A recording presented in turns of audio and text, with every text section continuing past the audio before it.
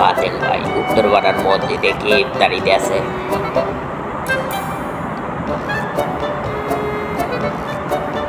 যদি আপনি আমারে কইতেন কি ইফতারিতে আছে ভালো হইতো।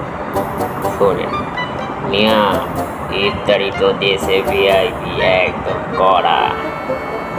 ইফতারিতে কে আসেল আসিলে তো বহুত কিস, এই ধরেন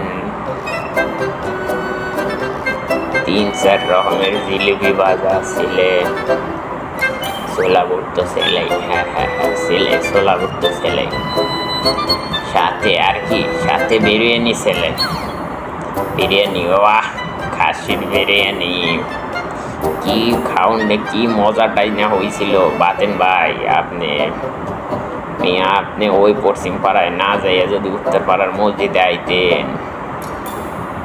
না একেবারেই না, আমি টার্গেট লইয়েই গেছিলাম। না, আপনার টার্গেটটা মিস গেছে ভাই। শুনেন, আমি টার্গেট লইয়েই গেছিলাম যে দক্ষিণ পাড়ায় না দিলেই আমি পশ্চিম পাড়া আমি আপনি বিশ্বাস করেন, ঠিক আপনার টার্গেট মিস, আমার টার্গেট মিস হয় না মিয়া, আপনার টার্গেট মিস,